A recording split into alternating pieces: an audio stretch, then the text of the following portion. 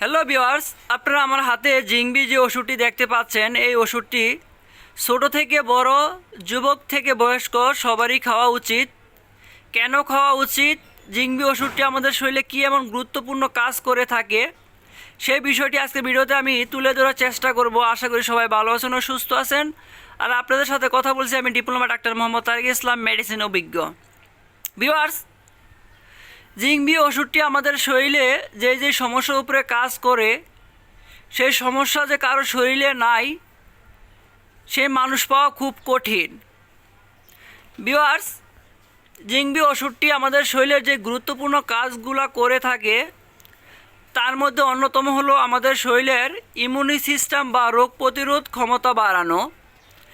ইমিউনি system বা রোগ প্রতিরোধ ক্ষমতা কি, সেটা হলো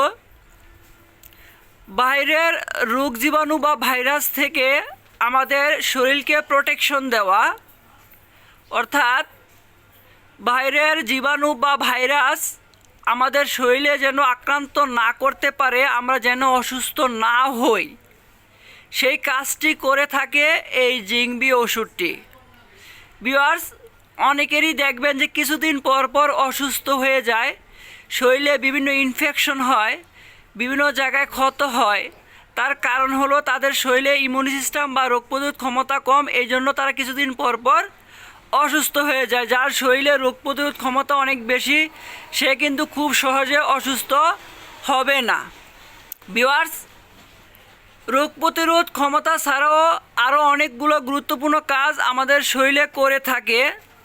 তার মধ্যে হলো আমাদের অনেকেরই কিন্তু ওজন কমে যায়।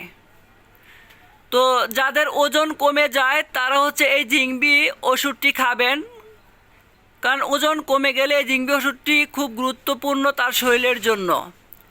এছাড়াও ছেলেদের প্রজনন ক্ষমতা বাড়ায়, অর্থাৎ অনেকেরই বাচ্চা হয় না, তখন সেখানে সহায়তা করে এই ওষুধটি।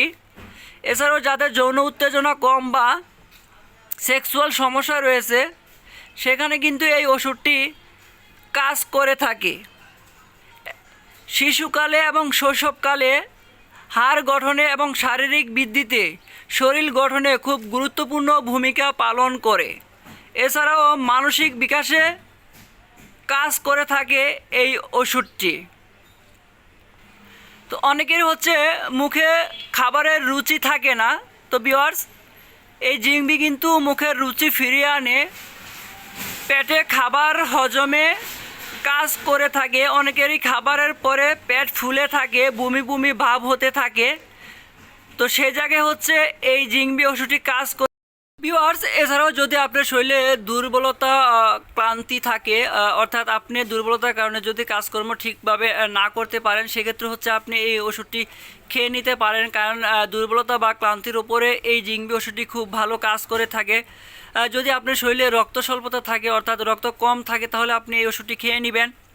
এছাড়াও যদি আপনি স্কিনে কোনো সমস্যা থাকে, স্কিন খসখসে বা অমসৃণ থাকে, তাহলে হচ্ছে আপনি এই ওষুধটি খেতে পারেন। এছাড়াও যদি আপনার হাত পা ঝিনঝিন করে অবশ হয়ে আসে এমনটা মনে হয়, তাহলে কিন্তু আপনি এই ওষুধটি খেয়ে নিতে পারেন। আপনার বাচ্চা যদি ঠিকঠাক মতো দুষ্টামি না করে, আপনার বাচ্চা যদি চঞ্চল কম হয়, যদি সে একা বা নীরব থাকে, তাহলে আপনার বাচ্চাকে এই ওষুধটি খাইতে পারেন।